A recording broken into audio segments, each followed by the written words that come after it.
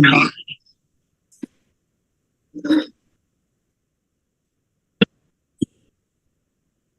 So Sangeeta could get only female members of. So at least from Diabetes India, you should have some male members also. You should not be gender biased.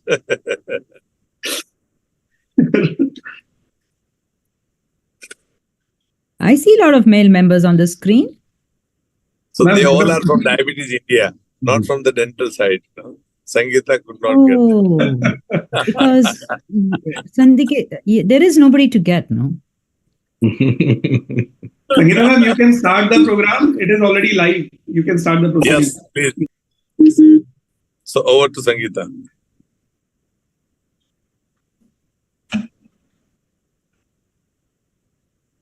Okay, so shall we start now? Yes. Dr. Sangeeta, you are not audible to us. Please.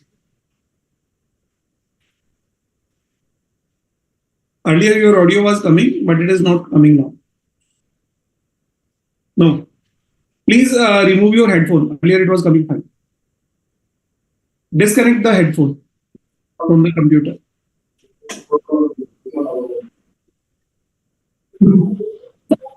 No. You are not audible. Dr. Sangeeta, you disconnect the audio from the computer. Use the earlier computer audio only.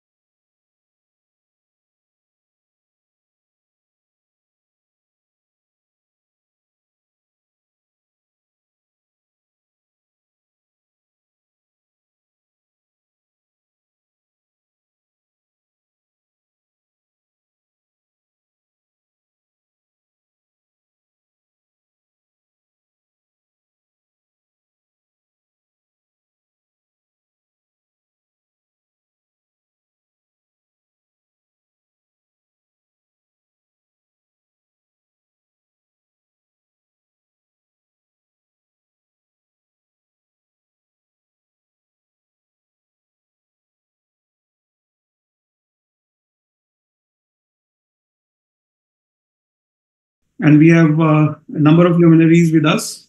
And since Dr. Sangeeta is having some difficulty with the audio, so I will request Dr. Sumita, who is well versed with the flow of the program and everything, to conduct the session till the time Dr. Sangeeta joins. So over to you, Dr. Sumita. Please go ahead. Right. Yeah. Hello and a very good evening to all. First and foremost, I would like to thank each and everyone here for sparing their precious time.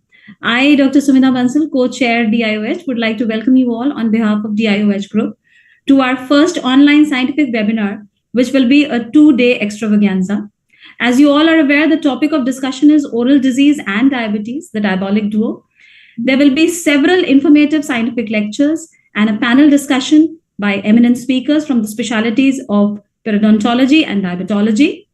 Moreover, DIOH patient education pamphlet is also scheduled to be released.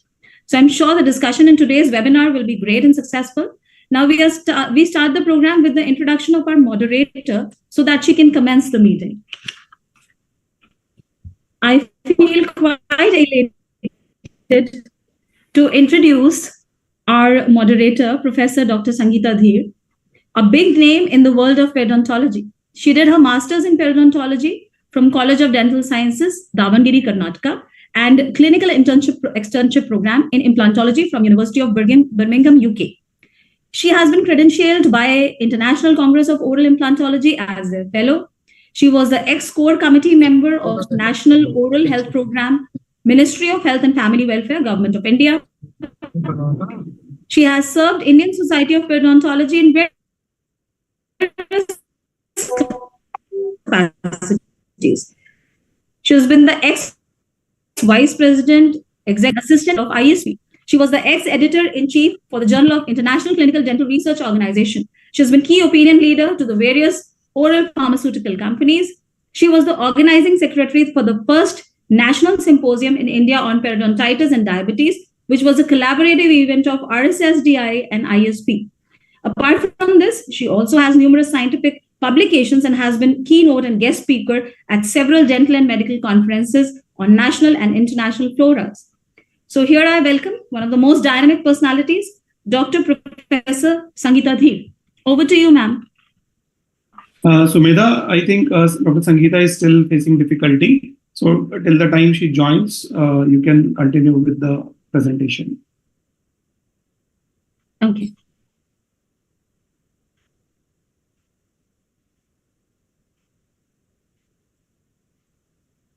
Dr. Dioh, can you stop sharing your screen?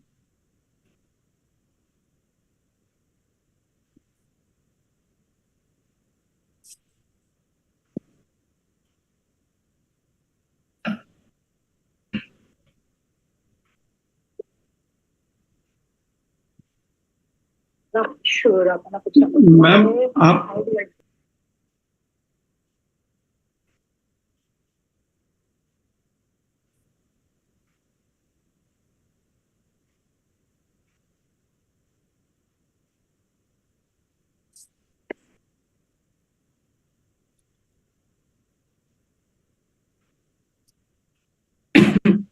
Dr. Sumedha, you can continue with the inauguration and you can invite our chief guest and whatever is the flow.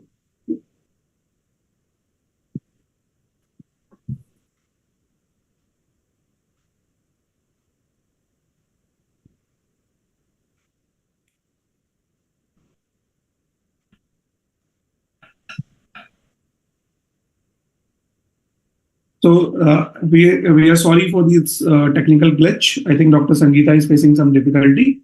So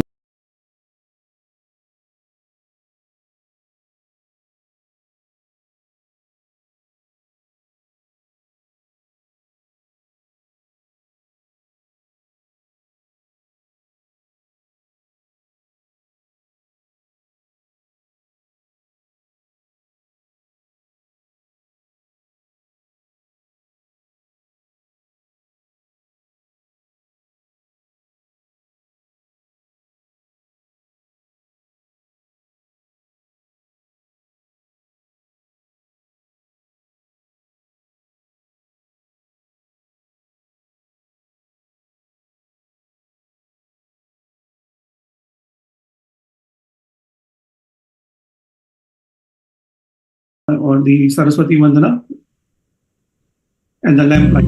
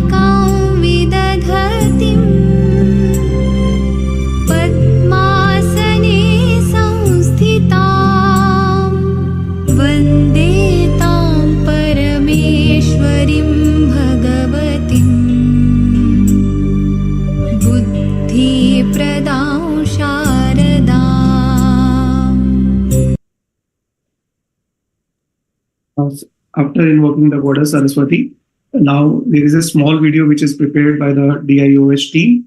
So I will request the RX team to play the video, please.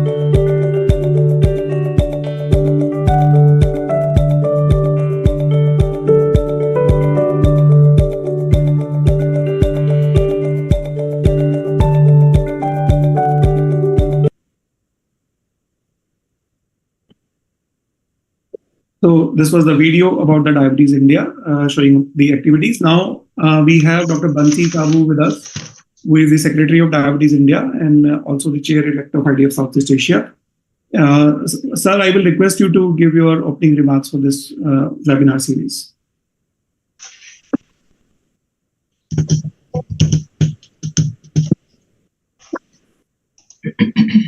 Bansi sir, I will request you to give your remarks. Yes, but am I audible? Yeah, you are very much audible. So first of all, thanks Sangeeta and Amit for this wonderful program which we have created. Already Diabetes India has been introduced to all of you. It is an organization with more than 25 years. Dr. Shaukat Sadikot was the founder, and late Shaukat Sadikot was also the past president of International Diabetic Federation. Currently, I am the Secretary for Diabetes India. Before 2 years, and with our Joint Secretary, Dr. Amit Gupta, he thought of that we should have a different interest group in Diabetes India, because diabetes is a subject where many people are interested in different subspecialty of diabetes.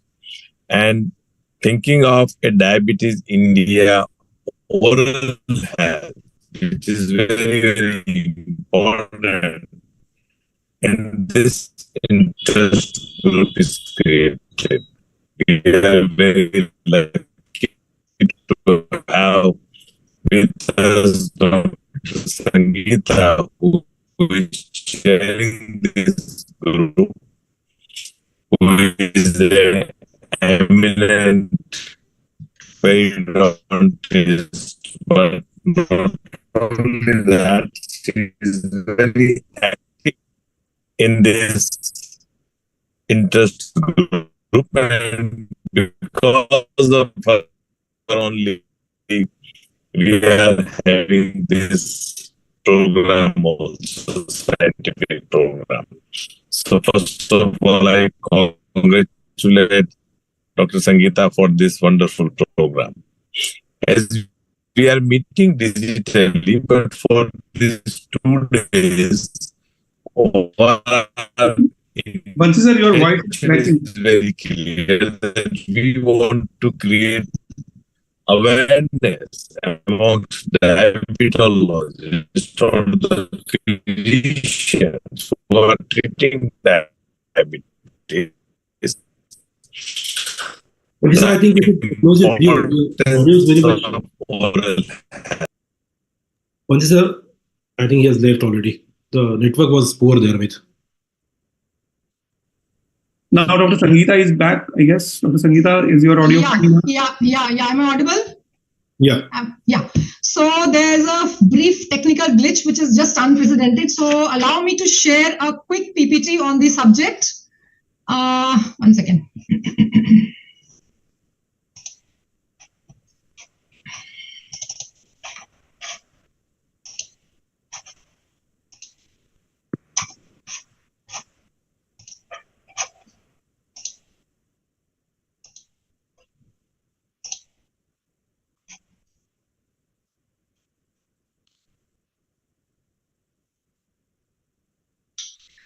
Okay, the next on the subject is a warm welcome, which is a little delayed. So let's just move on to the agenda. So we have a collage out here that is speaking many things out here. It talks about a correlation. It talks about poor dental health, diabetes, kidneys, a widespread prevalence, and the two-way street of the gum and the diabetic complications. So we are aware of certain things. We are possibly not aware of anything, and possibly we are still learning a process of learning a couple of things which are still under covers. So an overview of the scientific facts before we really budge into the webinar proper. Oral health is a key indicator of general health, well-being, and quality of life.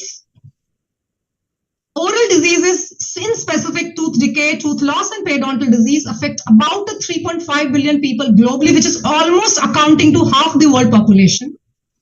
Oral diseases often manifest together with other non-communicable diseases, in specific diabetes, and which is why the oral diseases are prioritized as something which is closer to the NCD by the World Health Organization. Oral disease NCDs share the modified risk factors, and that is how it is important to have a multi-sectoral response in terms of existing effective solutions. Good oral health also has a positive impact on the NCD treatment, and that is why it is important to invest in more multidisciplinary researches and interprofessional collaborations across the healthcare teams. Having said that, GBD risk of 2021 recently published in Lancet, it talks about the Indian subcontinent to the projected estimate of 2050 as up to 6% of prevalence rate, and that's a huge number. Now we switch on to the periodontal global burden disease, something published in 2021. It talks about as 1.1 billion people suffering from the varied forms of periodontitis. In the 30-year longitudinal data that they had, the prevalence rate has been increasing by about 8.5% average. And coming to the Indian standards, the prevalence of periodontal diseases in diabetics is found to be about 87%. If we just dissect into two halves, gum disease is up to 28% and periodontitis up to 60%. Coming to what is the prevalence of periodontitis in clinically diagnosed cases of diabetes mellitus, overall prevalence in this huge volume of the population that was examined, it was about 68% in the diabetics, combined both type 1 and type 2, and about 36% in non-diabetic cases. Coming to the clinical parameters that we normally check, it has been found that the periodontitis severity score was higher amongst the diabetic groups. Now, this is the diabetic component. How about the pre-diabetic? I think that's actually a huge hazard which is facing the community. So a prominent study for 5 years data told us that the prevalence of moderate and severe periodontitis coincided to about 40 years of age amongst the pre-diabetic population. And in general, there was a high raised trend amongst all the section of periodontitis. So apart from the medical burden, it is important to understand, just like other NCDs, there's a huge economic and societal burden also, and it's time that we took gum disease seriously.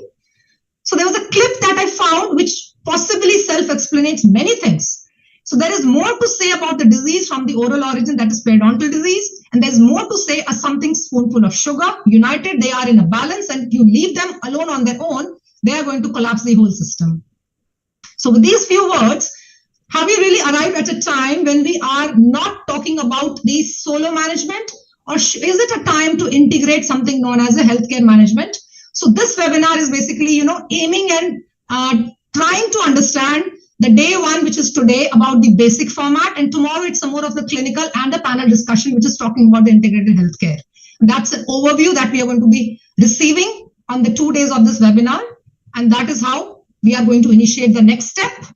We have seen the AV of the DI. Now, Dr. Amit, may I have you as well, just as a small note from your side before we kickstart the remaining show? Thank you, Dr. Sangeeta, for setting this up. I know there was some initial pitches, but I think now it is running smoothly. And I must congratulate all the team and all the dignitaries and the guest speakers and the chairpersons who are here, including our overseas guest, Dr. Purnima and Dr. Dominica, who was also here. So I would like to say this thing that this is a very, very important topic and often neglected. And the first step, rightly you say, was taken when two societies came together in 2019. And then there was a good practice guidelines which were published by the RSSDI regarding the oral care and diabetes. So I think over the next 2 days, we are going to learn a lot. And we are going to explore the areas which are very much not being explored by the diabetologists. We are not looking into the oral cavity that much, and we are not taking care of the oral. And similarly, the dental fraternity is also facing a challenge that most of their patients, they have poor glycemic control, and that is also responsible for poor dental health as well as many other complications. So I think this is the point why we are together, and we want to work more, and we want to spread awareness, we want to develop science, and we want to see that how we can take it to the dental colleagues, diabetologist colleagues, physicians, so that we can improve overall dental care as well as the diabetes care through our streams. So with this note, I would like to thank Dr. Sangeeta and the entire team. And Dr. Sangeeta, we also have Dr. Dominica with us. So whenever you are comfortable, you can take her remarks also. And Dr. Bhakti is just reaching the airport. So whenever you get the time, he will again join, and he will stay. Sure. Thank you, Dr. Amit. Now we get on to the next agenda of the evening. Allow me to introduce the chief guest for today, Dr. Purnima Kumar. Can we have her bio sketch on the screen, please? So, Dr. Purnima Kumar, it's well was named in the Perio fraternity of India and abroad. So she has got a humongous contributions to her credit. So the slide would have been really trying to inch every corner. So just try to assemble together so that we can have a fair amount of information about this lady. She has completed her basic dental studies from Annamalai University and went on to do her PhD in molecular biology from University of Ohio. She's a diplomat of the American Board of Periodontology and has got executive leadership from various academies. She's a principal investigator of oral microbiology ecology laboratory at the University of Michigan, which has been funded by NIH NCI in oral healthcare. She's an active researcher, clinician, teacher, and administrator, and has been a mentor and guide for many doctoral students. She's a chair of the Continuing Education Oversight Committee of AAP and has been the member of AAP's Task Force for Future Science. She serves on the board of directors of the Osteology Foundation. She's the chair of the Council of Scientific Affairs of American Dental Association and is the official spokesperson on e-cigarettes and vaping, on which she has hugely researched and published articles.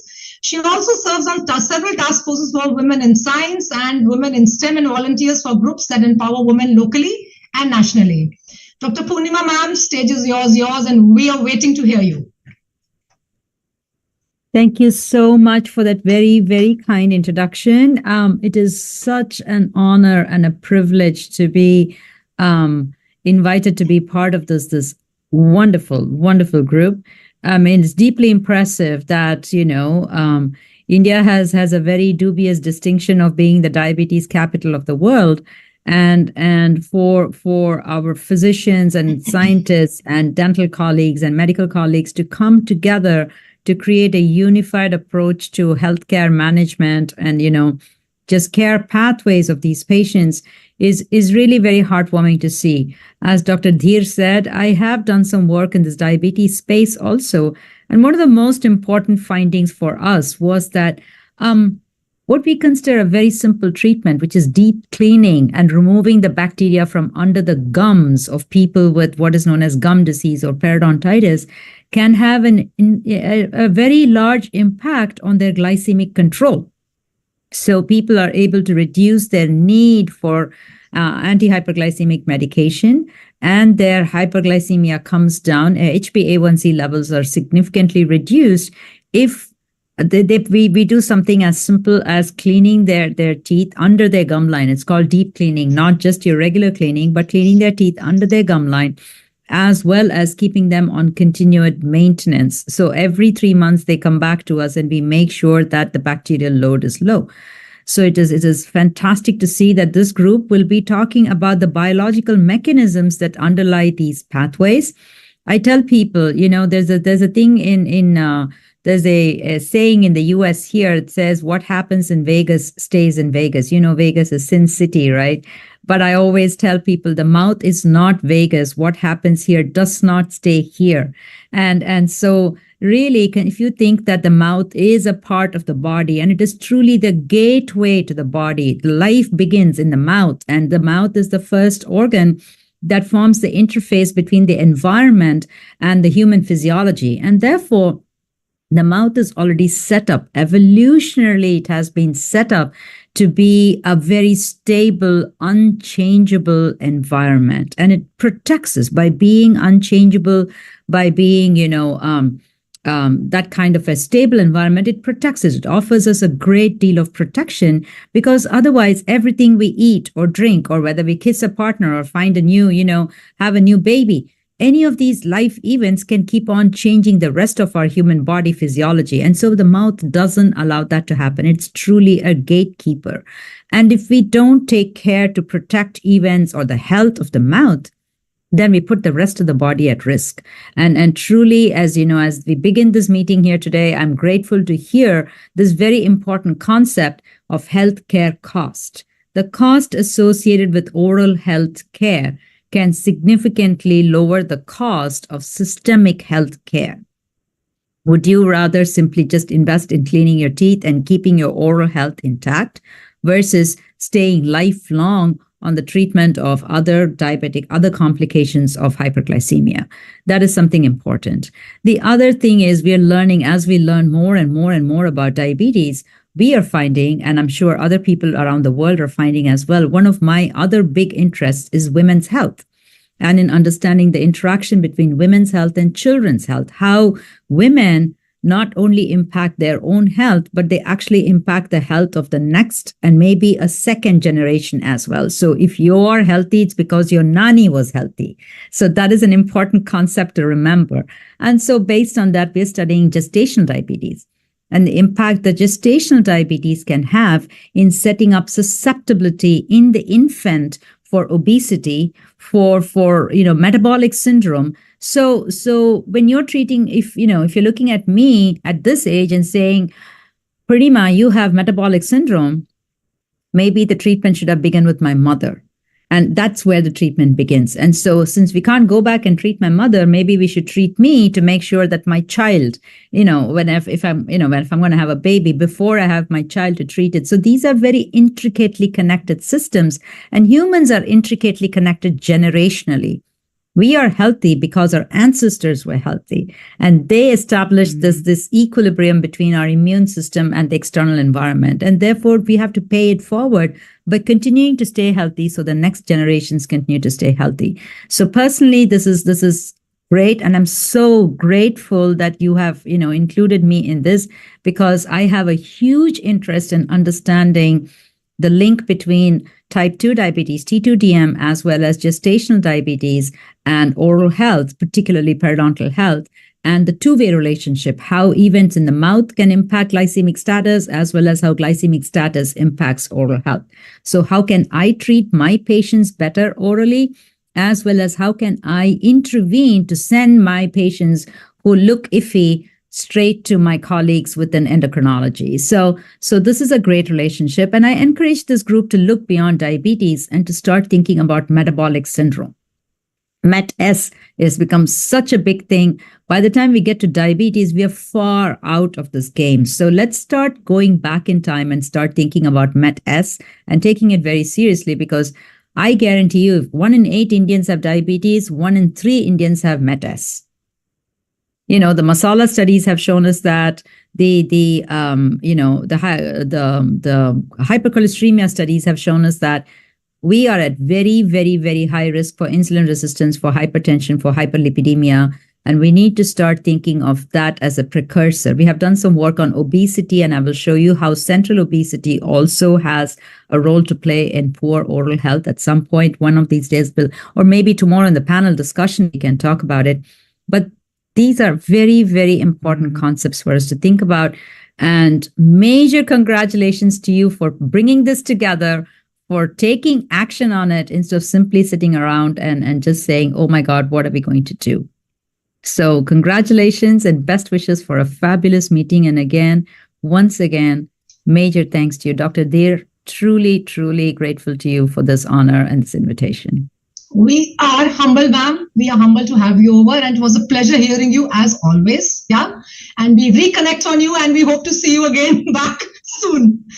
So, moving on to the next agenda. Dr. Sangeeta, briefly, just I would request Dr. Dominica to give her remarks. Yeah, Dr. Dominica, can we have your few words, please? Dr. Manoj Chawla with us also. Dr. Manoj Chawla, you know that he is a very integral part of Diabetes India, scientific chair of most of the Diabetes India meeting. Right. And he is the person who is the first author of the clinical practice guidelines for diabetes and oral health. We will take his remarks also. Yeah, absolutely. Dr. Dominica, can we have a word from your end? Hello, everyone. Can you hear me? Yes, please. Thank you so much for the invitation. It's a pleasure to be here. I'm Dominika. Professionally, I'm a dentist. I practice both in the United Kingdom and here in Poland. And 5 years ago, I was diagnosed with type 1 diabetes. And yeah, I can say that I was through it all when it comes to the treatment. I started with MDI. Now I'm using hybrid closed loop system, which I love. And I can say that I'm very passionate about oral health and diabetes. It's a huge passion of mine, and I'm more than happy to be here with you. I had a chance to visit India last year. It's a beautiful country. So now, even if I'm in Poland, I feel a bit like I'm in India with all of you. So great to hear from you, Dr. Dominica. I'm sure certainly in the future we'll be certainly catching up on the subject. Thank you so much for being here.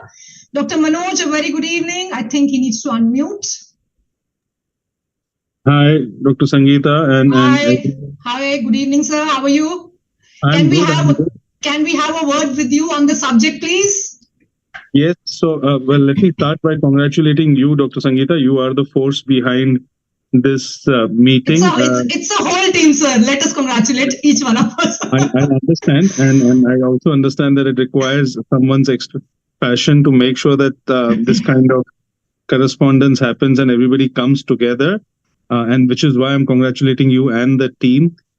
This bidirectional link, this aspect of diabetes and oral health, which often doesn't get spoken about and tends to get missed, at least in the physician's office, is something that I have also been involved in the work with, and I'm well aware about the lacunae and the work that needs to be done in this area. And hence, I'm extremely glad about this symposium, this webinar, which is being conducted over the next 2 days, and the planning which has gone behind it. So hopefully, everyone who joins in gains a lot, not only gains a lot in terms of knowledge about this bidirectional link, but actually starts implementing the learnings in their practice towards the aim of improving both the oral health and the diabetes and metabolic control. So once again, I welcome everyone to this symposium and congratulate the team behind it, and look forward to the learnings over the next 2 days. Thank you, Dr. Chawla. Thank you so much for your kind words, and we'll be hearing you tomorrow for your lecture as well. So moving on to the next section, we will be releasing the Diabetes India Oral Health Patient Education pamphlet very soon. Before that, we do that, allow me to share a few slides on the subject very quickly. So there we go. So what exactly is the patient education pamphlet talking about? To begin with, we will take the pride that Diabetes India took that initial step of releasing the first of its kind patient education pamphlet. Dr. Dioh, your slides are not on. Oh, okay. Again a glitch. Again a glitch. Hang on. Sorry.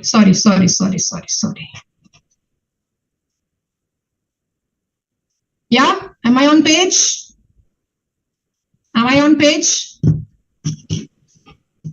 Yes. Okay. So basically the pamphlet, it's like the first of its kind on the subject in India to begin with, curated and created by Diabetes India, because I look at it as an organization which is actually working towards an overall well-being of the diabetic patient. And the synopsis of the pamphlet being like, it is very visually appealing for the patient it's going to be. The colorful designs and graphics representing the clinical stages of the gum disease, that's periodontitis as well, oral complications which are happening in the diabetic mouth, the glycemic levels that should be well versed with the patient, and the prevention and maintenance of the oral health. So in one shell, I would say it's an easy educational tool, both for the dental and diabetology practices in one go. So RX team, can we have the release of the pamphlet, please?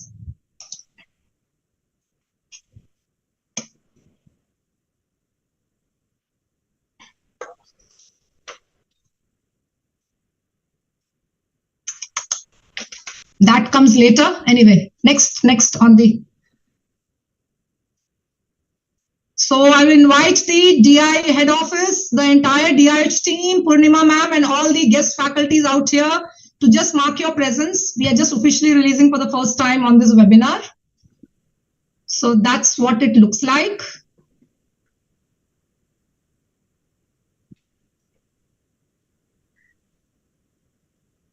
I'm sure this will be a very useful tool for patient education and awareness. And a round of applause I must make for our next generation periodontist, Dr. Anupam Dekha. A big, huge round of applause to him because he has taken a lot of effort in terms of designing this. Yeah. Thank you, Nilima ma'am. And can we have the certificate of appreciation for Dr. Purnima ma'am? Neela ma'am, RX team.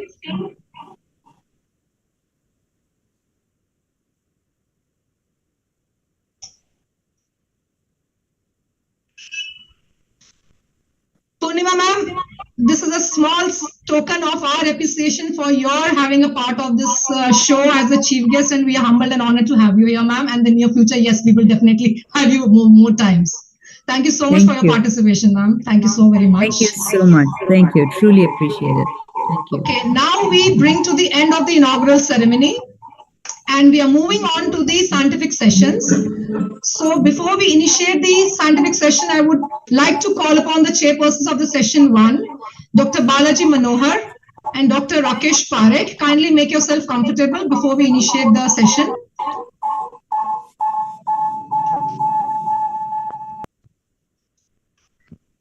Can we have the intro slide for Dr. Rakesh Parekh, please? Okay, allow me to introduce the chairperson of the first session, Dr. Rakesh Parekh. He is a fellow of American College of Endocrinology, Royal Edge College of Physicians. He is a member of the National Executive Committee of RSSDI. He is a founder, Metabolic Society of Jaipur. He is a recipient of several awards and has been on editorial and review boards for various journals. He has over 70 publications to his credits with the textbook chapter contributions as well. He's a regular speaker at various diabetes conferences and is a principal investigator on several global phase 3 trials. Can we have the intro slide for the next chairperson, please? Professor Dr. Balaji Manohar. He completed his MDS in periodontology from E.B. Shetty Memorial Institute of Dental Sciences, Bangalore. He's a fellow and member of faculty of Royal College of Physicians and completed his master's in hospital administration and has a PG diploma in medical legal sciences. He has over 24 years of clinical and teaching experience. He has been the ex-principal and head of department of KIDS Bhubaneswar and has served ISP in several categories. He is served as Indian Dental Association also in various capacities and is an examiner for UG and PG program and is a PhD guide at the Rajiv Gandhi University of Health Sciences. Over to the chairman. Can I request Dr. Rakesh Parekh to kindly introduce the first speaker of the day, Dr. Anupam Dekha, please.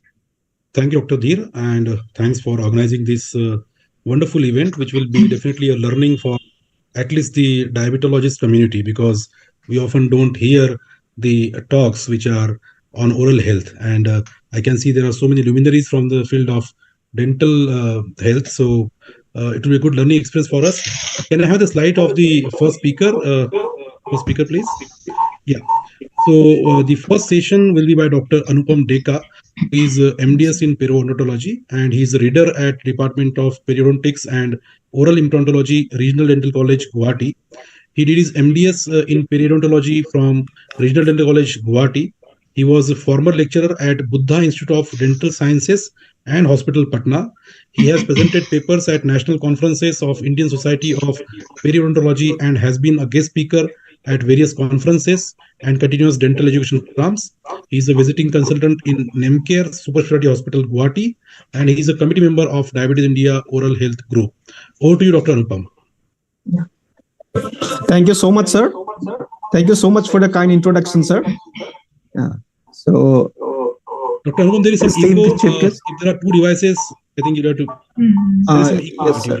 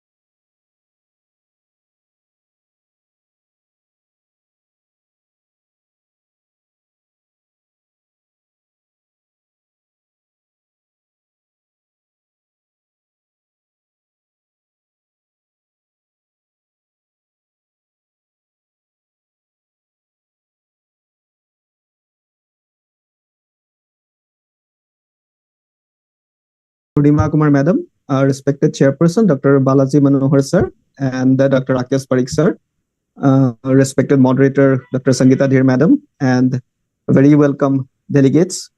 It is indeed a matter of I am honored to be presenting this first introductory speech lecture of the first webinar of Diabetes India Oral Health Group amidst this galaxy of eminent academicians, clinicians, and various specialties.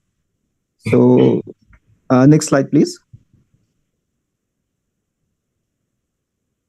Yeah, periodontal disease and diabetes, these are both chronic and highly prevalent, consistent, coexistent comorbid conditions in the general population. The current scientific evidence suggests a bidirectional association between oral health and diabetes and a mutual reciprocal increase in the risk incidence, prevalence, progression, and severity has been documented for both diseases. Next. So an introduction about periodontal disease. We are all experienced as periodontists. We are all experienced with periodontal disease. So periodontal disease is an inflammatory disease which is caused by bacterial plaque. So initially it starts out as gingivitis, and the most prominent sign of gingivitis is bleeding on probing. So the clinician, when he checks the patient, it's a clinical sign when he puts the probe there and there's bleeding on probing. Sometimes it is also presented, reported by the patient as bleeding on brushing. Then there might be changes in the color of the gingiva, then different sizes, surface texture, and consistency. One important characteristic of this gingival and periodontal disease is that it's a chronic inflammatory condition. And when it is unchecked or treatment is not done, then we can even find changes in position and destruction of the underlying periodontal structures. Next, please. So this slide shows the early stage of gingivitis, and in the advanced stage, we have loss of attachment. And in advanced cases of loss of attachment, there is bone loss, and there might be mobility of the teeth, spacing of teeth, and ultimately tooth loss might be there. Next. So the disease may progress rapidly or slowly and has been presently categorized in stages and grades according to the severity of the periodontal destruction and risks of disease progression respectively. This is from the 2017 World Workshop on the Classification of Periodontal and Peri-implant diseases and conditions. Now, this staging and grading is very relevant in case of relation to diabetes, which we will see in subsequent slides. Next. So the periodontal bacteria, which are there in the periodontal pocket, these have ready access to the circulation. And subgingival, especially gram-negative bacteria, they go into the circulation and cause a lot of problems for different disease, different organ systems like heart disease, respiratory infections, preterm, low birth weight, etc. And one of the main conditions which it affects is uncontrolled diabetes. And in case of diabetes, there is a bidirectional link between the periodontal disease and diabetes. Next. Next, please. Yes. So coming to diabetes mellitus, there are so many experts in this. So I'll not go into detail with diabetes. It's basically a heterogeneous syndrome with impaired glucose tolerance and impaired lipid and carbohydrate metabolism.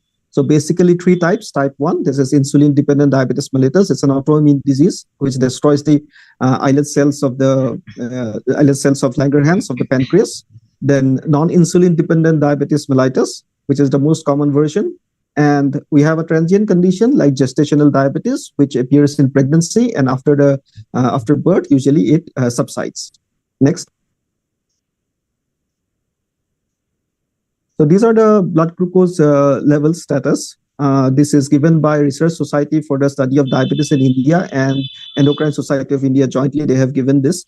So the fasting blood glucose 7 to 90 milligram per deciliter, hemoglobin A1C less than 5.7%, and less than 140 milligram per deciliter postprandial blood glucose, that is normal.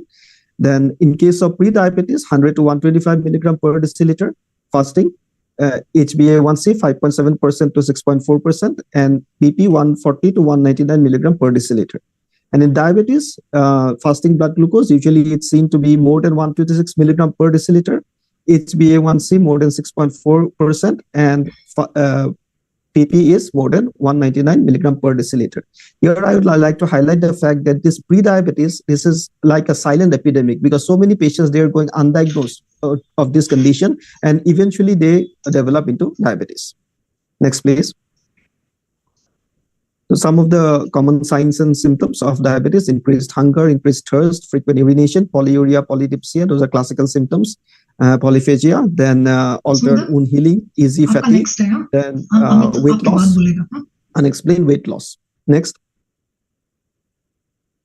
There is a saying, a common saying, that misery loves company. If a disease condition is there, it usually attracts other disease conditions also. And nowhere it is more true than in case of periodontal disease and diabetes. Next, please. So this bidirectional relationship between diabetes and many other inflammatory conditions such as periodontal disease are owing to several pathogenic mechanisms. Especially three pathogenic mechanisms are seen, like bacteremia, inflammatory response, and the immune response. Next. So this two-way relationship, it is well documented that this awareness of this relationship between the periodontal disease and diabetes has not been included in the medical education curriculum in India, nor any formal and serious attention has been imparted in clinical world and its academic activities. Next, please. But that does not mean that there is no evidence. There is a lot of scientific evidence, right from this case reports to randomized clinical trials and meta-analysis, which has time and again showed the relationship between periodontal disease and diabetes and how each other affects, and the effect of periodontal therapy on the glucose level has evidently been shown to come down. Next. So this picture, ever since as an undergraduate student in Karanza, this picture had always made an impact on me. So this was like an unforgettable picture where they have shown that the total surface area of the pocket lining of a generalized moderate chronic periodontitis patient, the total surface area comes to around 2 centimeters, which is like the average size of the human palm.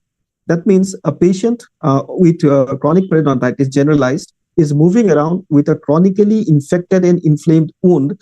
And if that patient has diabetes, then things will definitely get more complicated.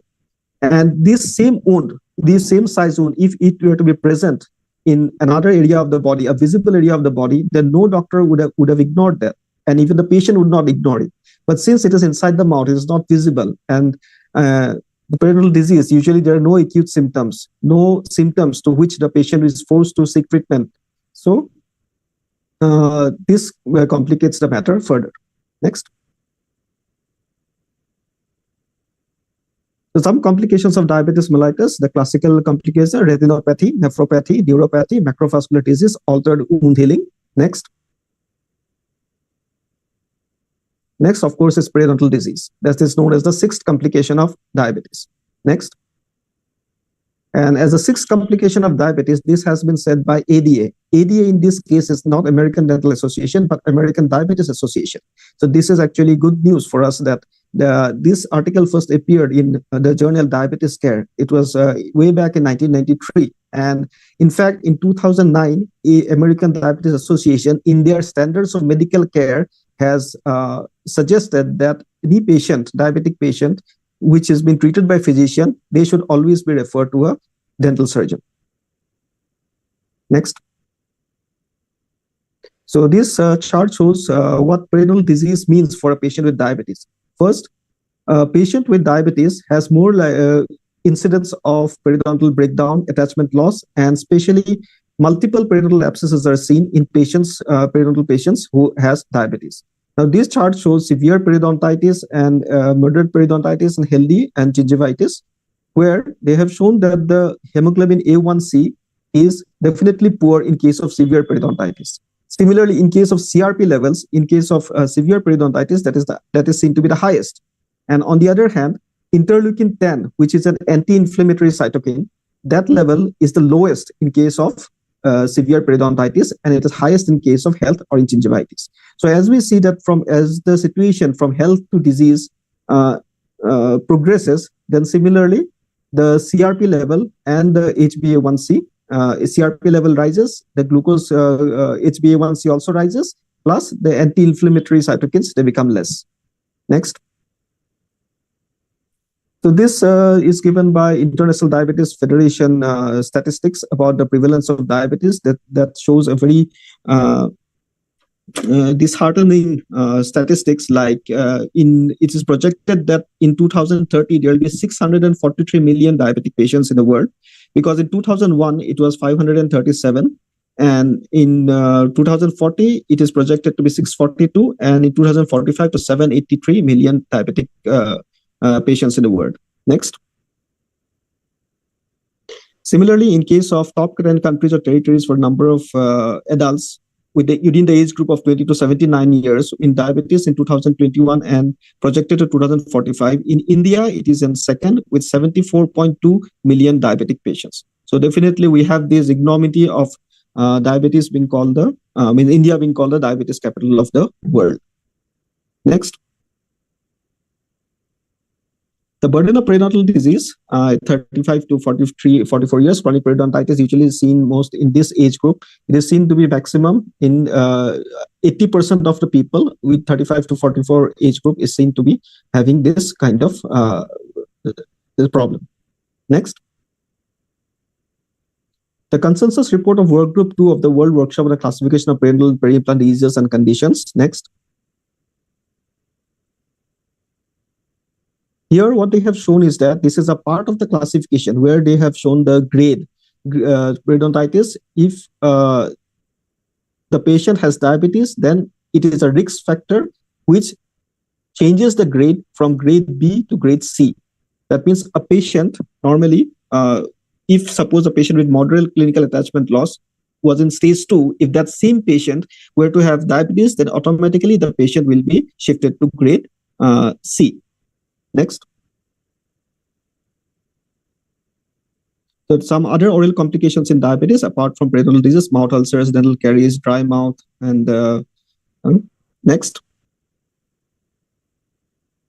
So the periodontal disease is present in as many as 80% of people aged 35 years, and diabetes affects around 8 to 12% of the Indian population. In any district of India, as many as 35 to 40% of people can be classified as suffering from metabolic syndrome or pre-diabetes. So next. So that means that the diabetes and periodontal disease have a common enemy, and the common enemy is you. You means actually it should actually be us. That means it's the general population, the patients, doctors, physicians. No one is exempt from the risks of this disease. Next. So poor glucose control raises the risks of oral health challenges, and oral health challenges can lead to poor blood glucose control and higher risks of diabetes and related complications. Next. As I had mentioned earlier, misery loves company, but to triumph over that, it demands an audience. An audience in this case is the general population, all the stakeholders, the different experts of different specialties, dentists, clinicians, academics, etc. Next. And webinars like this will go a long way in forming a collaboration among this interprofessional collaboration between periodontists, diabetologists. This provides them and to an opportunity to render improvised, effective, and optimal patient care for an increasing number of patients with periodontal disease or diabetes or both in daily clinical practice. Next. So this collaborative clinical practice will have a significant improvement in oral health quality of life of periodontal disease and diabetes patients. The oral healthcare team plays an important role in the identification of both prediabetes and undiagnosed diabetes mellitus patients, and the physicians need to be aware of periodontal diseases and their implications for glycemic control and complications in patients with diabetes. Next. So a start has been made with our group, Diabetes India Oral Health Group, and Indian Society of Periodontology and Research Society for the Study of Diabetes in India. They have also joined hands to form, to come out with good clinical practice guidelines and consensus reports. Next. So these two articles have been the basis of my reference for these lectures, the good clinical practice and a consensus report of ISP and RSD. Next. So I would like to acknowledge Diabetes India Oral Health Group and all the members of the group, and especially Dr. Sangeeta Dhir Madam. And thank you so much for giving me this opportunity to present this lecture. Thank you. Thank you, Anupam, for that lovely page that you have set up for the show. Thank you so much. May I now invite Dr. Rakesh Parekh to introduce the next speaker, Dr. Sumedha Bansal. Yeah. Can we have Dr. Sumedha's slide, please? Really an enlightening session, at least for the people from diabetes community. Now we move on to the second speaker, Dr. Sumedha Bansal. She is again a MDS in periodontology, senior consultant in Department of Dentistry, Accord Hospital, Faridabad, Haryana. She did her master's in periodontology from Pandit B.D. Sharma University of Health Sciences, Rohtak, Haryana. She is ex-professor of Sudha Rastangi College of Dental Sciences, Faridabad, Haryana. She has over 15 years of experience in academics and clinical practice. She has numerous publications to her credit. She is a co-chair of Diabetes India Oral Health Group, and her areas of interest are periodontitis and diabetes, periodontitis and preterm low birth weight. Over to you, Dr. Sumedha. Thank you, sir. Thank you so much for the introduction.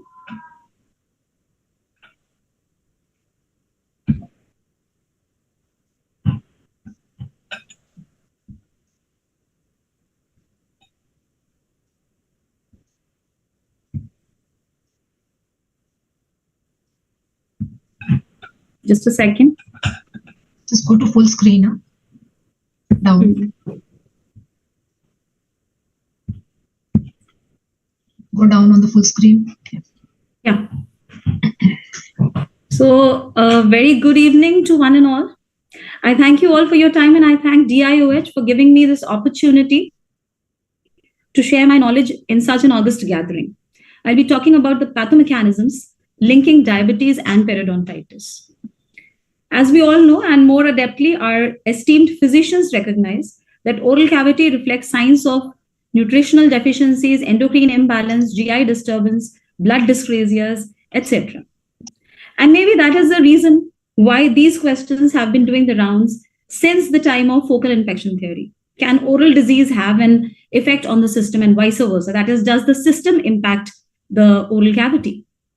In relation to this to these questions, numerous scientific research are being published every year since past 30 to 40 years. It started with the association between periodontal pathogens and systemic diseases, and now has burgeoned into a complete branch of periodontal medicine, which has bit by bit gathered evidence enough to prove a two-way relationship between diabetes and oral diseases. Now, let us just quickly go through the oral manifestations of diabetes, like mucosal disorders like lichen planus, delayed wound healing, dental caries, fungal infections, fissured tongue, altered taste, salivary gland dysfunction, xerostomia, burning mouth syndrome, and last but not the least, periodontitis and periodontal and gingival abscesses.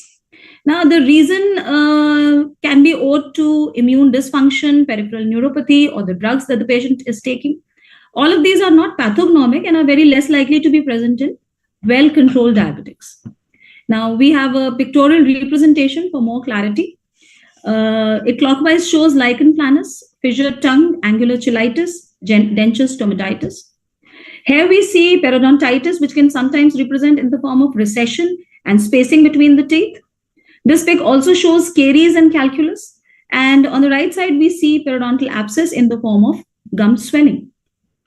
For the better acquaintance of our medical colleagues, let me just explain periodontitis in short. Periodontitis is characterized by microbially associated host-mediated inflammation that results in loss of periodontal attachment and destruction of supporting tissues. And on the right side, we can see the pics also, like healthy gum tissue, how does that look like? And in gingivitis, we see red and swollen gingiva. In periodontitis, we can see pockets also, and bone loss has started. And in advanced periodontitis, there is advanced bone loss. So it's a highly prevalent disease with almost 60% prevalence rate and 10 to 15% of these suffering from severe form of disease. Diabetes is a major risk factor with almost 3 times susceptibility increase of periodontitis in diabetes. On the other hand, risk of diabetic complications like macroglobinuria, end-stage renal disease, and cardiorenal mortality increases 2 to 3 times in diabetics and in periodontitis as compared to diabetics without periodontitis. So this is a consensus report of joint EFP and AAP workshop, that is the European Federation of Periodontology and American Academy of Periodontology, which was published in 2013, which reported that mechanical periodontal therapy is associated with 0.4% reduction in HbA1c at 3 months, a clinical impact equivalent to adding a second drug to the pharmacological regime for diabetes. Not only that, consensus report and guidelines of joint workshop of periodontal diseases and diabetes by IDF, that is the International Diabetes Federation, and EFP, that is the European Federation of Periodontology, got published in 2018, which reiterated the findings of the former report and laid down guidelines for physicians, oral healthcare professionals, and patients to improve early diagnosis, prevention, and co-management of diabetes and periodontitis. Now, just let us quickly run through this video to understand the relationship better. Periodontitis is inflammation of the gums and supporting structures of the teeth. If untreated, it causes tooth loss. Did you know that periodontitis and diabetes are closely linked? People with periodontitis are more likely to develop diabetes, and vice versa. Diabetes increases the prevalence, progression, and severity of periodontitis, and periodontitis influences blood sugar control in diabetes. The good news is that periodontitis is easy to diagnose and control. Keep the following tips in mind. To prevent gum disease, seek advice from your dental care professional twice a year. Early treatment of periodontitis may reduce the risk of prediabetes. Now, moving on to the pathomechanisms. First, let us consider the biologic mechanism of diabetes in periodontitis patient, or the effect of periodontitis on hyperglycemia. As we know, that periodontitis is a chronic inflammatory disease in which inflammation of the periodontal tissues is stimulated by long-term presence of subgingival biofilm. This inflammatory process is characterized by dysregulated secretion of host-derived mediators of inflammation and stimulation of inflammatory cells which act locally to result in destruction of supporting tissues. These mediators are increased systemically also. So that causes a generalized systemic inflammation and which can lead to increased insulin resistance, thus contributing to hyperglycemia and eventual complications. For more understanding, let's go through this flow chart. Once chronic periodontitis gets initiated, there is a systemic inflammation and a rise in inflammatory mediators, especially TNF-alpha, which creates inhibition of tyrosine phosphorylation of insulin receptor, leading to insulin resistance and poor glycemic control. Now, since periodontitis and resulting inflammation cause insulin resistance, reducing this inflammation might revert it also. And yes, that is what published data suggests, that up to 0.4% HbA1c reductions can be expected. And let me share this fact also, that every reduction, 1% reduction in HbA1c levels, there's an associated 25% reduction in diabetic complications. So now let us see the other way around. Biologic mechanisms of periodontitis in diabetic patients or effect of diabetes on gum health. Now, the relation between oral microbiota and diabetes has been noted by many scientists, and a study was published in 2015 by Demer et al. That even proposed that changes in glucose metabolism affects flora to the extent of developing de novo periodontitis. A systematic review published in 2021 demonstrated association of diabetes mellitus with significant change in subgingival flora in both periodontitis as well as non-periodontitis individuals. The flora was found to be belonging to red complex, namely T. denticola, B. forsythanthus, and P. gingivalis, which are the main periodontopathogens, which were higher in numbers in poorly controlled diabetics as well as compared to non-diabetics and well-controlled diabetics. So after learning the effect on flora, let's see the effect of diabetes on inflammatory burden. So the GCF in diabetic patients shows increased level of TNF alpha and interleukins, interleukin 6, interleukin 1 beta, interleukin 17, and many such inflammatory mediators. Cytokines are also produced by adipose tissues, that is adipokines like viscetin and leptin. And higher expression of pro-inflammatory cytokines causes activation of Th17 pathway, which has a role in bone resorption and rank L production. This inflammatory state affects cellular response, like local fibroblasts also initiate secretion of high levels of TNF alpha, and they also show apoptosis. Now, a study by Hung et al. Showed in his immunological study that high glucose enhanced inflammatory response induced by P. gingivalis lipopolysaccharides. Now, advanced glycation end products. We know that hyperglycemia causes the production of irreversible advanced glycation end products due to the enzymatic glycosylation of glycation of the proteins. So these have a direct pro-inflammatory and pro-oxidant effect on the cells. Age's cross-linked collagen make it less soluble, less likely to be replaced or repaired. So overall, we can see that there is an altered collagen metabolism. Collagen becomes aged and more susceptible to breakdown. Cellular migration is impeded and tissue integrity is impaired.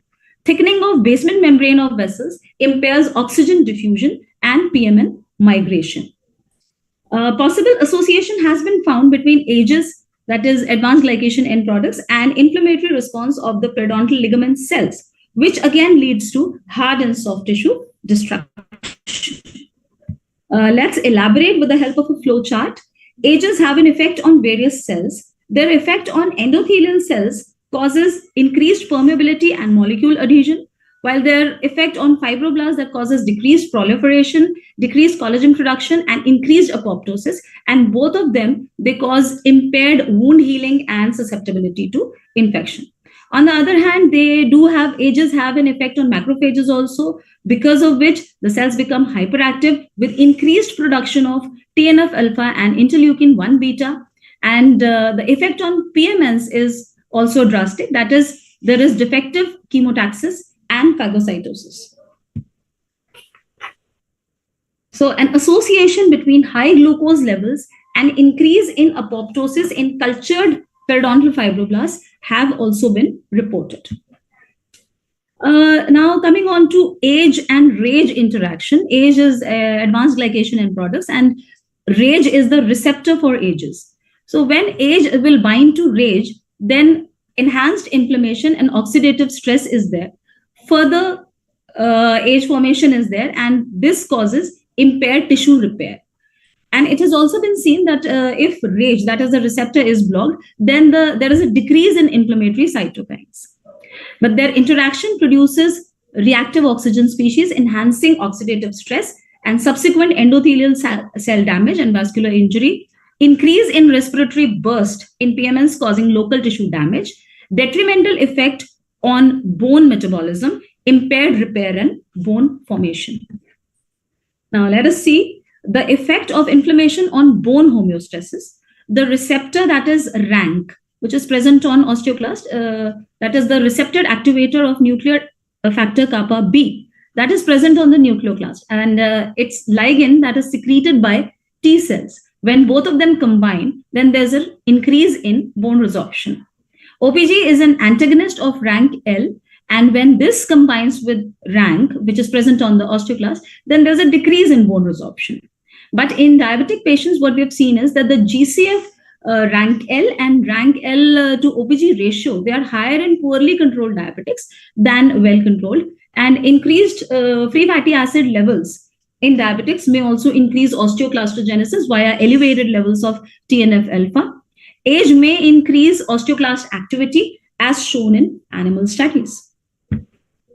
So studies have shown that RANK-L cells presence increases in diabetes, and that severity of periodontal tissue breakdown correlates with severity of diabetes. So now it's the time to summarize. Hyperglycemia affects the local environment.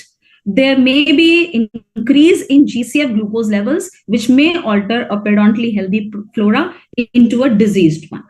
Then hyperglycemia causes age formation, which further leads to these effects like impaired cellular functions, vascular alterations, prolonged inflammation, impaired bone formation, and impaired wound healing.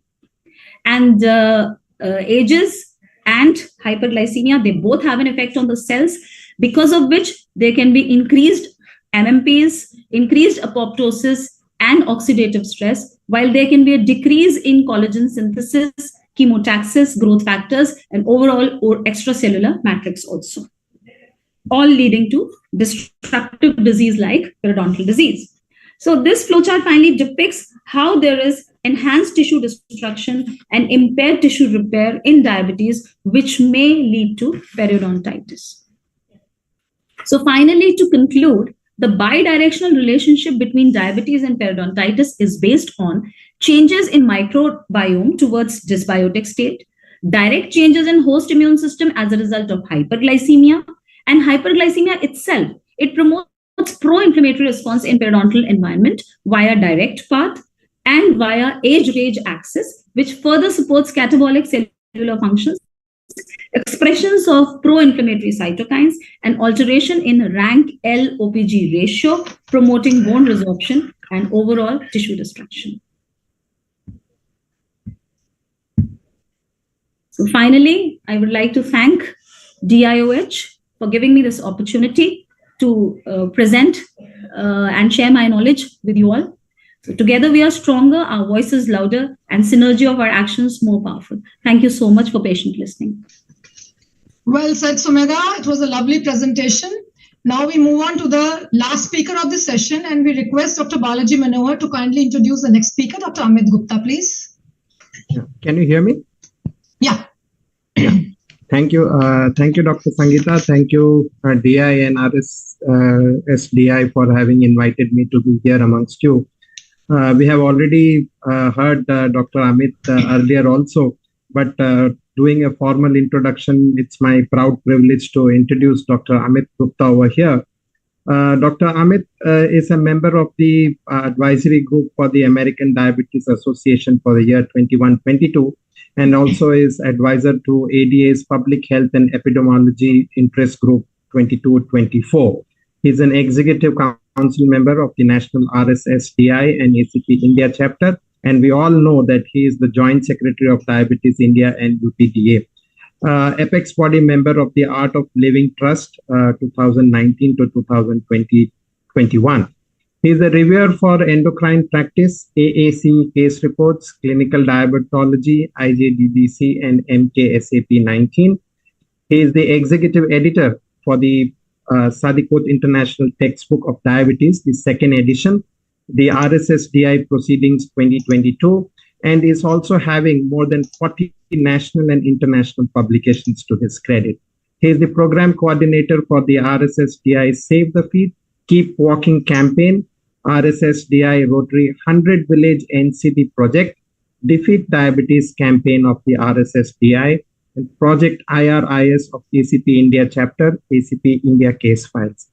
Also, to his credit, he is having quite a few awards. He is a proud recipient of Diabetes Tech Innovation Award for the year 2022, DiaCare Award for leading most successful diabetes campaign 2021, ACP India Chapter Community Teaching Award 2021, Times of India Health Icon Award 2021, Diabetes Excellence Award 2021, National Health Award for the year 2016, Diabetes Awareness Initiative Award for 2017. And also, he is a proud recipient 3 years continuously for the year 17, 18, and 19 Investigator of the Year Award.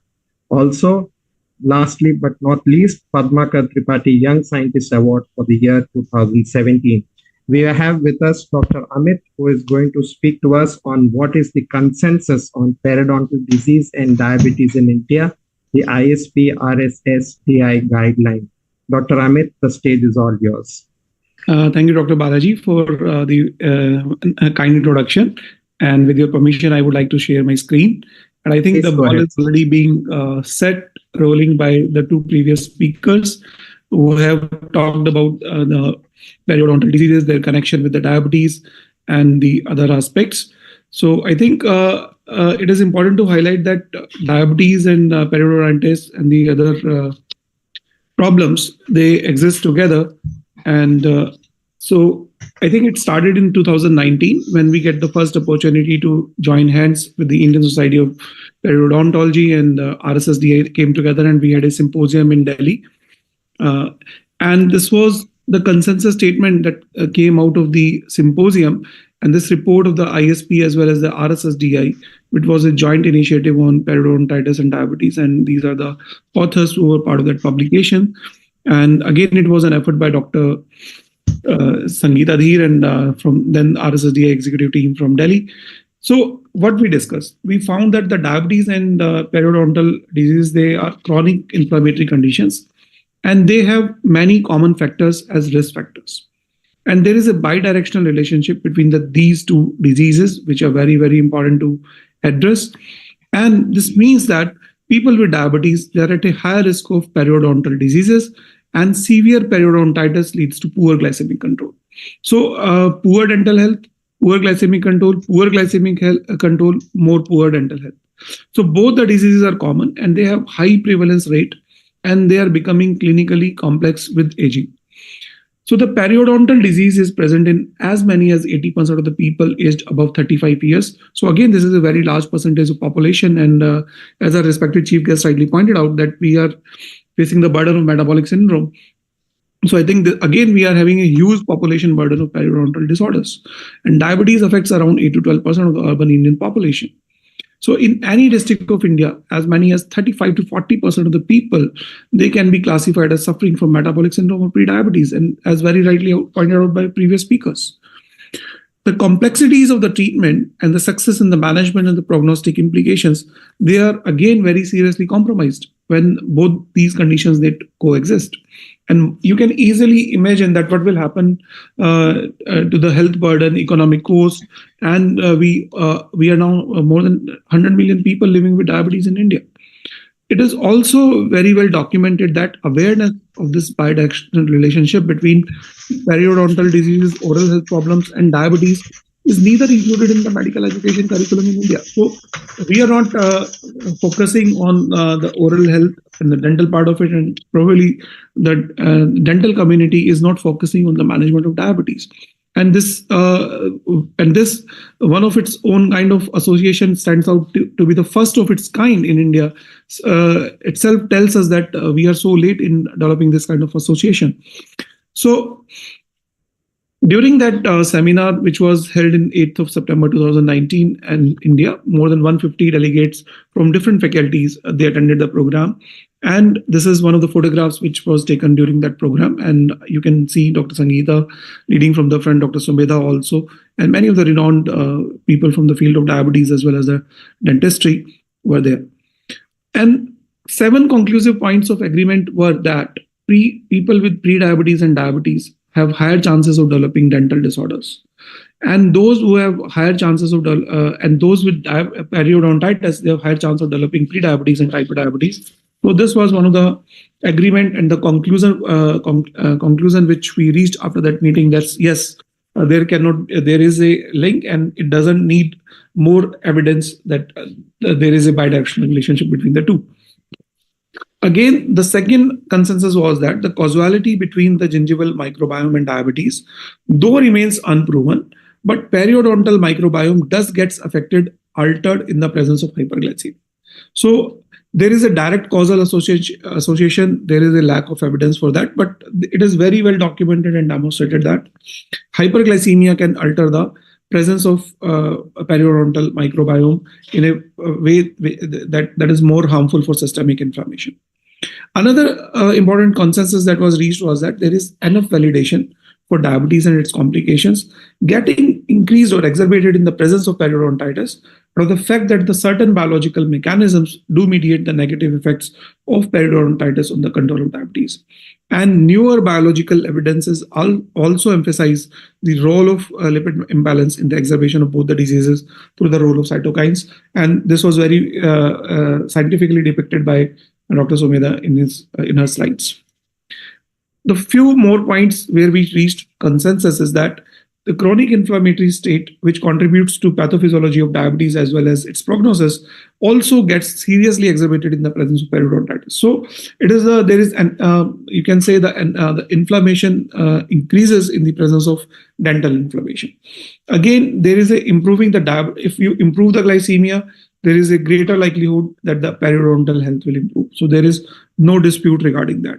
And the clinicians of the respective specialties, they should fully acknowledge and understand the gravity of diabetes and its associated risk with periodontitis and vice versa.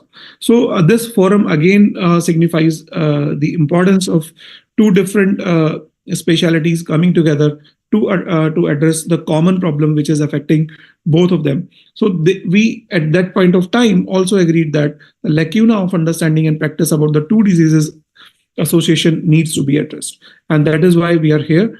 And a set of practice guidelines must be developed and incorporated as formal publication by the respective societies. So this was in 2019, and this was the future directions which were given for the clinical practice and research, but I will not go into the detail of that. So it was thought that more public awareness is needed, more and more educational activities, CMEs, seminar, conferences, where we talk about this bidirectional relationship is actually required, because this is a neglected subject in both the fraternities. And again, the public awareness needs to be heightened about this very, very important problem.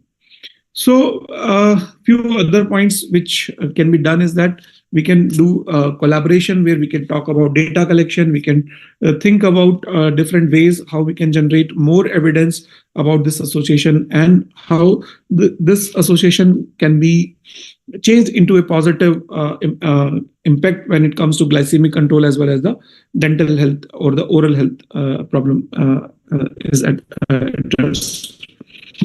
So here comes 2020, and this is a very, very important paper. And this is the management of periodontal disease in patients with diabetes. What are the good clinical practice guidelines? And this was a joint statement by the Indian Society of Periodontology and the RSSDI. I think this is a document again talks about the seriousness in the community to address this relationship. And Dr. Manoj Chawla, who was already here, was part of this author guideline from the RSSDI, and I could see many names from the ISP.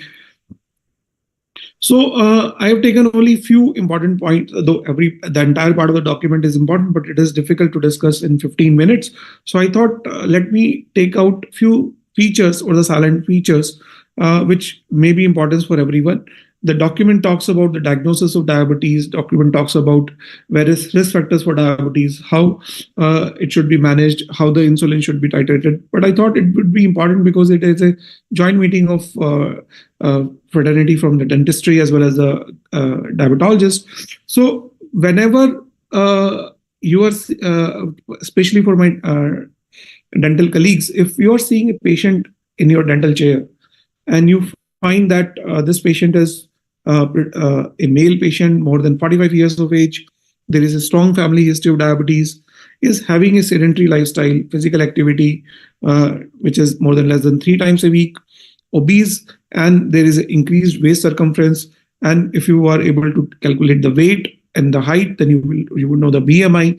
If the BMI is increased, and in female patient especially, you would like to understand, is there any history of gestational diabetes or having delivered a child with a very large birth weight at the time of birth. So all these are the risk factors that you may suspect that this patient is having diabetes, can be at risk of developing diabetes or may already be having diabetes. So whenever your patient is having these kind of characteristics, it is important to look especially into the history of diabetes, and it is prudent to check for the diabetes in these patients. Again, when this document was produced in 2020, the risk factor 45 plus was something which was considered as a risk factor for diabetes. But now the newer guidelines, including the ADA, RSSDI, ICMR, they say that even if there is a family history of diabetes, person is obese, overweight, then you do screen for blood sugar even after the age of 18 years. So the age is no bar. Wherever there are multiple risk factors like obesity, lack of physical activity, sedentary lifestyle, waist hip ratio, waist circumference, the increased BMI, and strong family history, we should not hesitate in screening these people for the presence of diabetes. Another important thing is that whenever a dental practitioner is doing a diagnostic workup and you are finding that a person is having increased blood pressure, do check the blood sugar also. Somebody who is complaining of sudden weight loss. Sudden weight loss may be a very, very common problem in people with dental disorders, because sometimes with poor dentition and everything, these people may not be able to eat much. And because of the poor eating, and they may be losing weight. But diabetes can also be responsible for sudden weight loss. So this is something which should be kept in mind. Symptoms like malaise, weakness, increased frequency of urination at night, and especially in young children and youth, the history of bedwetting, dry mouth, drowsiness, all these again sometimes are the symptoms where you should think of that these patients can be at high risk of blood sugar or already be having diabetes. Oral signs of diabetes, this is a part of the statement itself. And you know that many of these things have already been shown in the form of images by Dr. Sumedha in his slide, and Dr. Deka also talked about this. So whenever looking at the oral cavity, we are finding that there is a severe periodontal destruction, and which can be seen as an increased periodontal pocket depths, bone loss, and progressive attachment loss. And if you find that there are multiple acute abscesses, and you find there is suppuration from the pockets, or there are increased sites where already more than phase 1 therapy has been done. If you find the candida-related oral lesions like angular cheilitis, median rhomboid glossitis, erythematous stomatitis, so all these are oral signs of diabetes, that somebody may be having hyperglycemia, and that may be at the root of all these problems. Sometimes tongue abnormalities like fissure tongue, ball tongue, geographic tongue can be because of diabetes. And bad breath, which is, or the ketone breath, halitosis, typically fishy smell, dry sockets, and oral lichen planus, and the pain, discomfort, burning sensation, and the sensitivity to the acidic food. All these can be oral signs of diabetes. So whenever a patient is coming to dental community with these problems, or whenever we, as a physician, we are seeing all these problems as a examination of the general physical examination and the examination of the oral cavity, then it can be a good window to the systemic health, and we can very well predict that this patient can be at risk of developing diabetes or may already be having diabetes. So what are the recommendations which were put out by this esteemed group? So periodontal therapy should aim to achieve clinical gingival health through active treatment and frequent periodontal maintenance. The true therapeutic endpoint for successful therapy is maintenance of at least 20 teeth in the oral cavity. This is a WHO health goal without active periodontal disease. And the achievement of periodontal stability is an acceptable treatment outcome that would require a synergistic partnership of a dental practitioner in consultation with a medical counterpart on a compliant patient. In medically compromised state, active therapy and frequent periodontal maintenance should be able to achieve disease control and remission stage. It is to be remembered that this stage is very unstable and would require more aggressive and subjectively tailored recall programs. Another important thing is that these patients will require very strict glycemic control. So systemic complications, they require a hand-in-hand approach between dentists and physicians as treatment goals and outcomes are interrelated. So again, the document emphasizes that we should work hand in hand so that our patients get maximum benefit in terms of glycemic control as well as the oral health. And the balance between the medical and perceived periodontal treatment needs should be reached based on comprehensive quality of life assessment. So with this, I would like to thank all of you for your patience listening, and I will hand it back to the respected chairpersons and Dr. Sangeeta. Thank you, Dr. Amit. That was a very crisp presentation on the interrelationship of the perio disease and diabetes, and the consensus report which we in 2019 and the practice guidelines which was brought out in 2020 have been come out. I do not see any questions as yet in the chat box, neither on the YouTube channel. Both sides, there are no questions as yet. But I invite anybody who is listening to us right now here, if they have any questions and they have not put up in the chat box, are welcome to put the questions here. Anybody can raise the hand and we can take up. And probably Dr. Dominica also is here. Maybe she can throw some light because she said she's also suffering having diabetes. So if she wants to put in a couple of words on this. Thank you. So from patients' experience, I think it's really important to underscore, especially to those who are on multiple daily injections, what they should do after hypoglycemia event at night. This is actually the topic of my master's thesis at Swansea, when I've asked the other people with diabetes whether they do anything after experiencing hypoglycemia at night. Because when I was diagnosed, I remember that in my case, it happened quite often. And it was just bothering with me because, you know, it was like at 3 a.m. in the morning, then again, 5 a.m. in the morning. I was sitting there in my bed, drinking orange juice or eating jelly babies. After hypoglycemia, I was feeling very tired, and I was just wondering whether there's anyone in the world who is actually motivated enough to do anything related to their oral health. And as a dentist, I felt really guilty because I was aware of the consequences that sugar and acid has on the enamel of the teeth. So I was just wondering what are the behaviors of the other people? And I asked them, and among 2018 answers, there was a minority of the people who done really anything related to their oral health after the hypo, while I think we should aim to recommend a simple habit to just rinse their mouth, either with the water or with a mouth rinse, which contains fluoride, because immediate brushing after the acid consumption is contraindicated as well, because it can wear off the enamel. So, you know, just a simple habit of having a glass with the water or a mouth rinse that contains fluoride could be a good way for prevention and to limit the development of caries among these individuals in the future. Oh, thank you, Dr. Dominica. Thank you very much. Anybody else? Yeah. Just one more thing, and I think for us, the dentists, it's also very important to ask our patients about their hypoglycemia awareness, so they can describe their hypo symptoms. I'm not sure whether every single dentist is actually aware how the hypoglycemia can look like, and it also differs among individuals. So I think in order to provide safer dental visit, it's really a crucial question.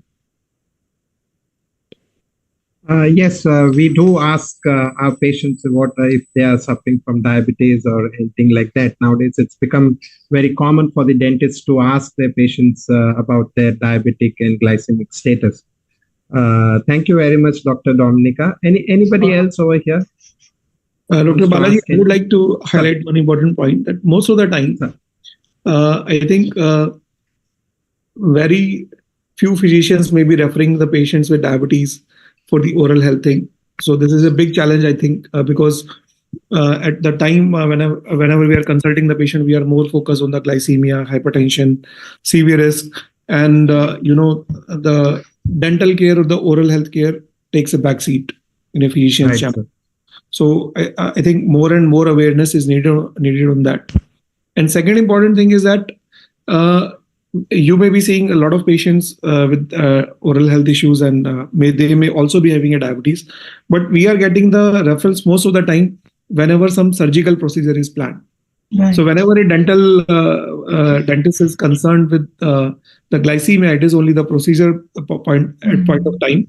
Otherwise, the referrals to a physician is not for the glycemic management, but only when there is a very strict indication that we need to do surgery. Surgical procedures. So now we cannot do this without glycemic control. So Right. only the referral will happen.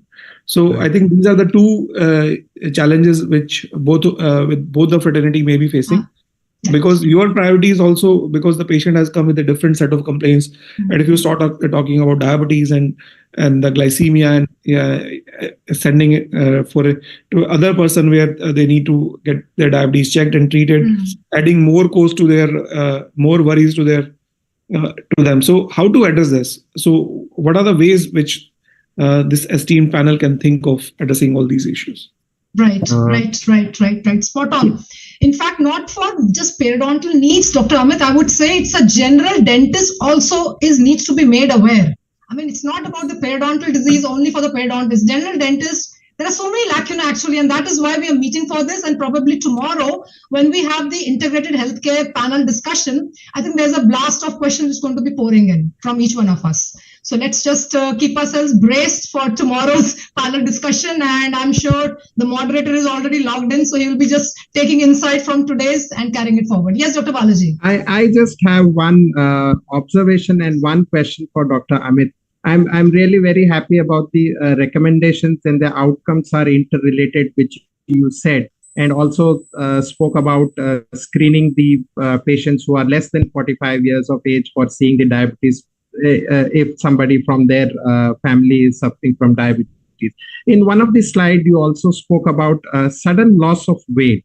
I just wanted to know, when we are speaking about sudden loss of weight, what should be our criteria? How much weight loss in how much time should we consider for this to be for the bell to ring for us?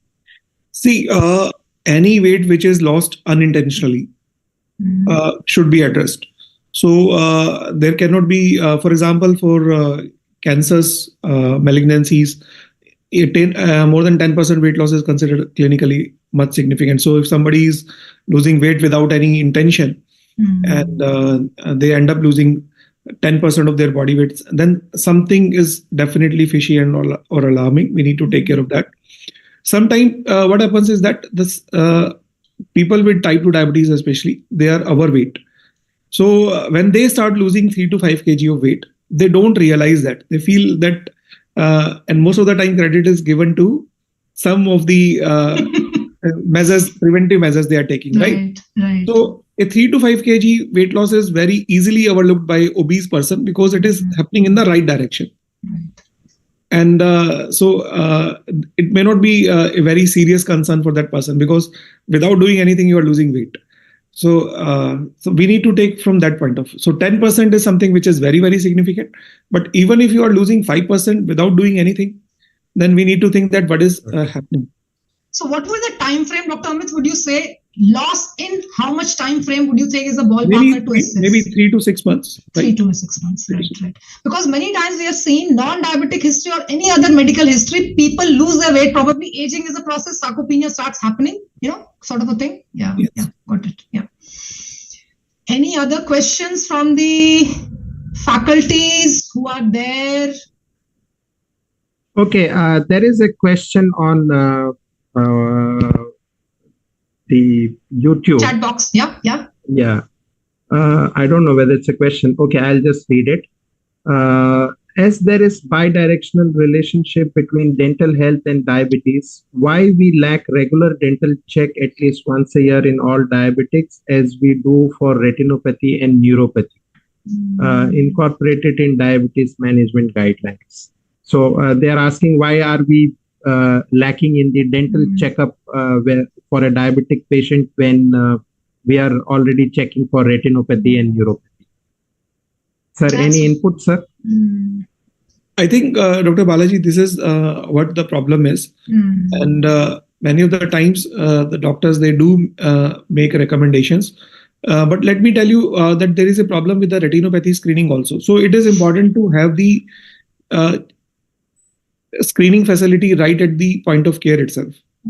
For example, nowadays, if you suspect diabetes in a patient in your dental chamber, then immediately if you have access to a glucometer, you will immediately test the blood sugar and you will come to know that this patient is having diabetes, right? Similarly, physicians, they can screen, and if they find that the oral health is not good, and Dr. Sangeeta has already made a questionnaire with the help of this interest group, which I think we are going to circulate very soon, that what should be the minimum things a dentist should look for whenever a patient with diabetes is coming to them, and what should be the minimum things a physician should look for whenever a patient with diabetes is coming to them as far as the oral health is concerned. So I think it needs more and more education, awareness, and maybe if we can have some telepathy kind of services where we are able to click the photograph and send it to the dental chamber that yes, this is. Yeah, you have a point. In fact, we had discussed at one point some AI. If not an AI, a simple mobile camera picture and quickly WhatsApp to your dental colleague and something will be coming out from there, put it like this. Yes. Easiest way of accessing, So yeah, at least the patient knows that I have been seen. And there is a diagnosis that there is a problem with my teeth. Exactly. So you can always guide that patient that yes, you need say dental consultation. Right. So probably Sangeeta, you can the diabetologist can have an intraoral camera and just put it and it reflects on the other side. Intraoral mobile cameras are good enough, Click picture and send it across to a dentist. No, I was more live, showing it live. True.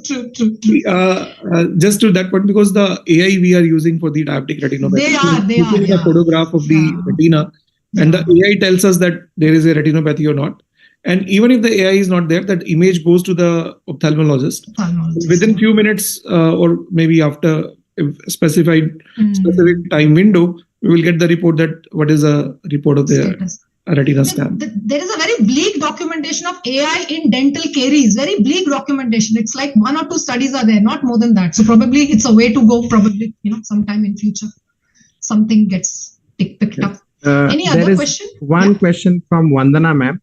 Yeah. Non-invasive blood sugar level gadget, is it available in market? Is it reliable? And any recommendations? Please update. See, if you're talking about non-invasive blood glucose monitoring, then there are two set of things. One is a continuous glucose monitoring sensor, but it is not a non-invasive. There is a filament which is just placed subcutaneously. So the CGMs are quite reliable, and 2 types of CGMs are available in India. And Dominica is from the Europe, and I think there are more than 10 to 15 types of CGM devices which are available in the European countries.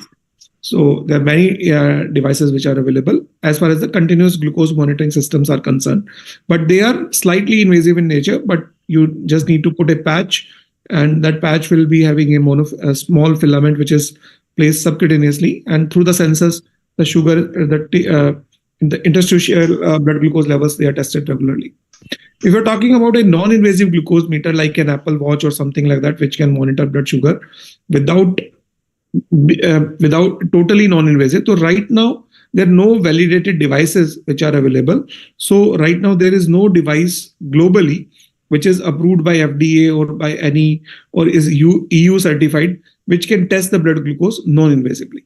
But in near future, there is a strong possibility that we may be having these devices, and many of the technology meetings all across the world, many of the startups, many of the tech giants, they are working in this direction, and it may be a future soon. Who knows, it might come out from India only.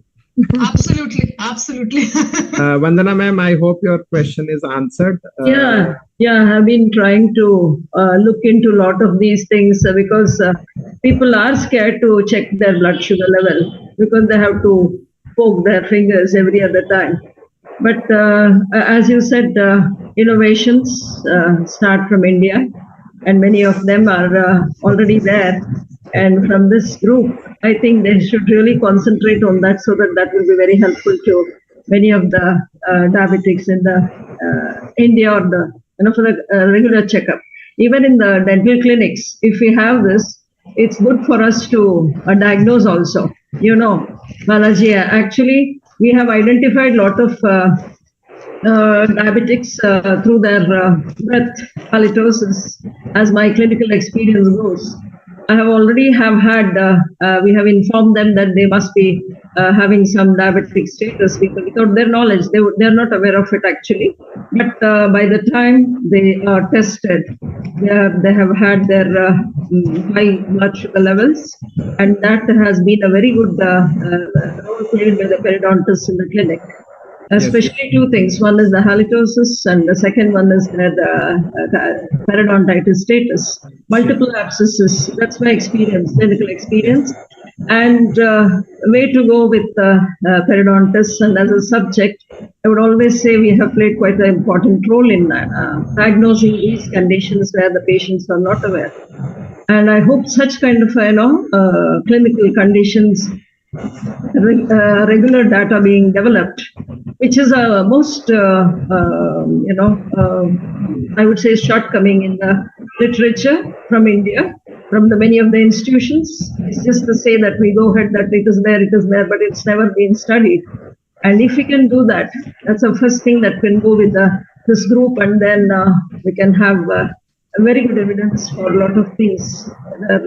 All the periodontitis patients are diabetics, and all the diabetics are periodontitis is never answered.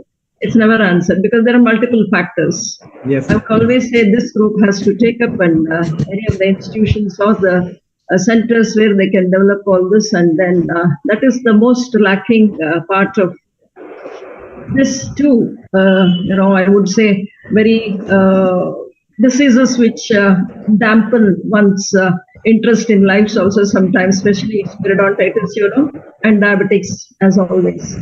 So I wish that goes around. And with this kind of innovation from this group, I think they could really concentrate on that to bring that here and then go ahead. So that would be very interesting, Dr. Amit. You spoke more of periodontitis as a diabetic specialty, and I enjoyed that, and thanks for that. And Balaji, hi. I always do. Yes. Thanks a lot. Selva wants to say something, I suppose. Selva wants to say something. Dr. Selva Kumar. Dr. Balaji, thank you. Hello. Yeah, please go on. We can hear you. Yeah. This question is for Dr. Amit, sir.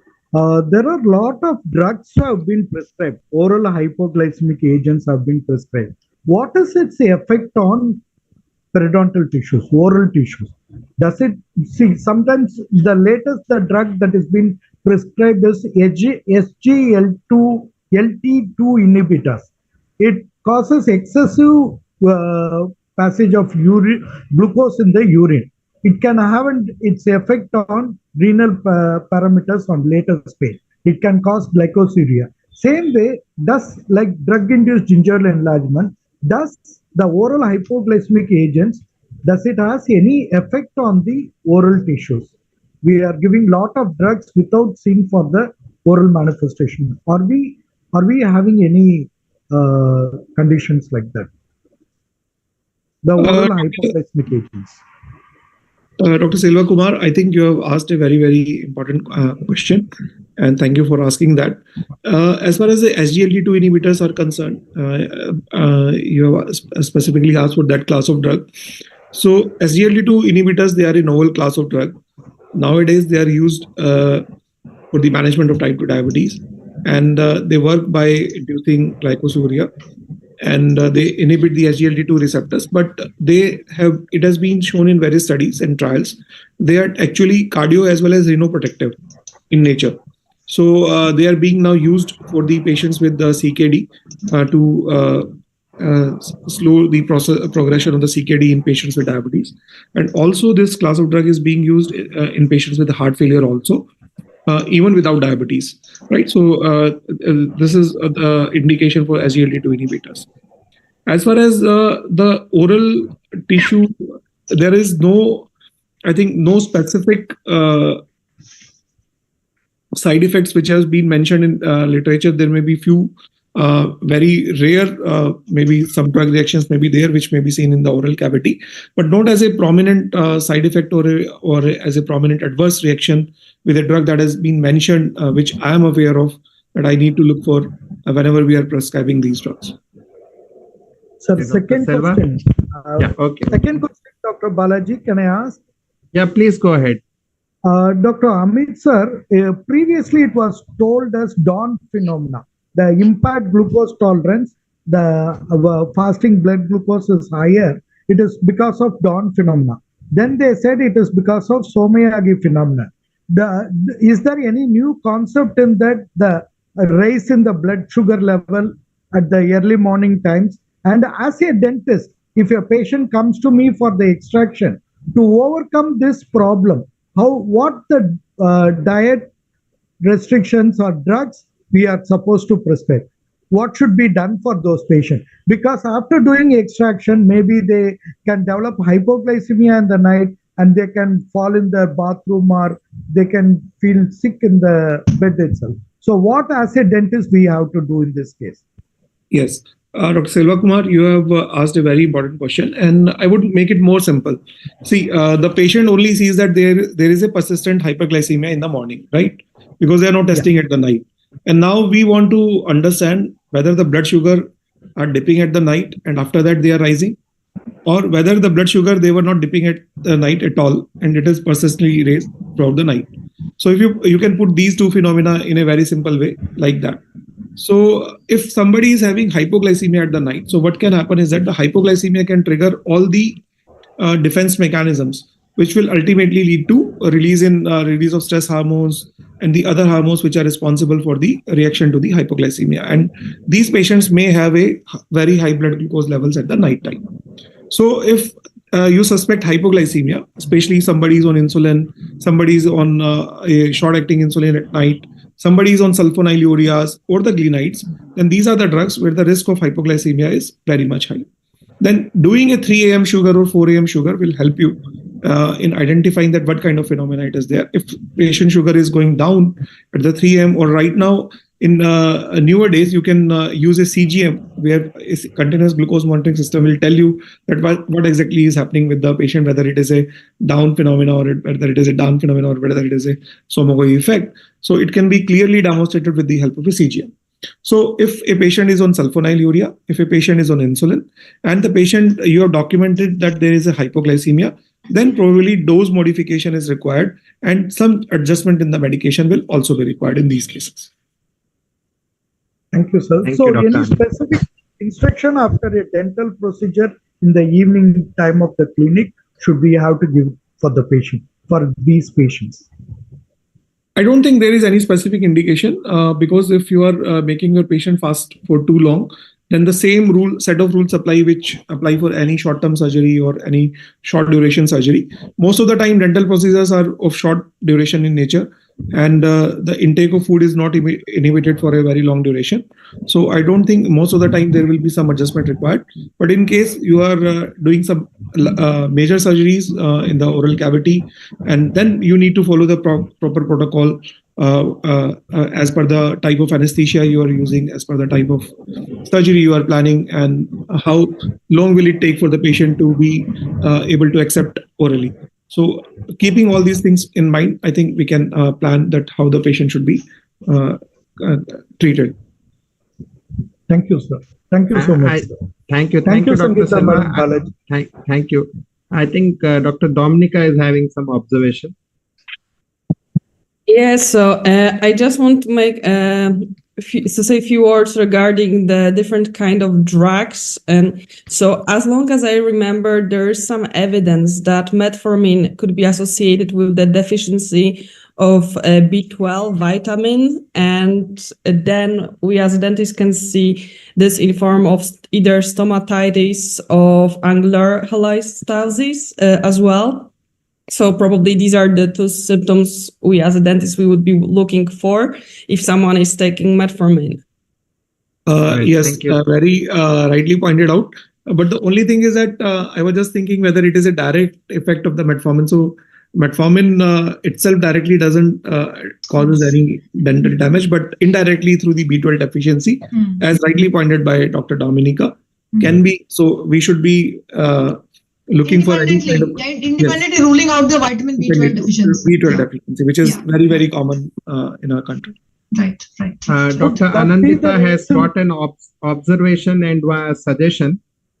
She says, as periodontists, we need to highlight the fact that periodontal treatment helps reduce HbA1c levels. If diabetologists can put this fact across to their patients, the patients will become increasingly interested in seeking dental treatment. Sangeeta ma'am. Yes, please. Just a metformin can cause tongue taste disturbance, no? That is one of the feature for our finding, for our oral manifestations. Right. Long-term use of metformin. There are a lot of But Dr. Selva Kumar, you are right. Metallic test can be there with some of the drugs, but only challenge is that that because of the diabetes itself, hyperglycemia itself, these patients may be having a lot of burning mouth syndrome, a lot of complications. So taste alteration anyway will be there. So it is very difficult to find out whether it is happening because of metformin or whether it is because of some other. You cannot fish out one point. It's like multifaceted. So, right. Yes, Any Dr. other Sangeeta. questions? Yeah, I think we are almost done for today's things. Yeah. Yeah. Thank you. Possibly we can wrap up the session and we bid goodbye for today and we reassemble tomorrow 8 p.m. sharp for the next day proceedings, and tomorrow's day is more of a clinical applications to be followed by the panel discussion. I think Dr. Dominica wants to say something. Yeah, Dr. Dominica? Just last sentence. A piece of being, reassured. We use a lot of local anesthesia in dentistry, which often uses adrenaline as constrictor, and this usually higher our blood glucose. So I think for dentists, it's very reassuring that there's less likelihood of hypoglycemia during dental visit. Right. Good observation. So should we sign out, Dr. Amit, for today? Yes, Dr. Sangeeta, we can conclude today's session. And so we just wrap up and thank you all. It was great listening, Dr. Amit. Thank you very much. Dr. Sumita and Dr. Anupam also, thank you very much. Lovely being here. Presentations were good, and tomorrow we again look forward for the next day. And for now, it's a good night for all. So have a safe night's sleep, and tomorrow we recollect again. Thank you so much. Thank you. Thank you. Thank you.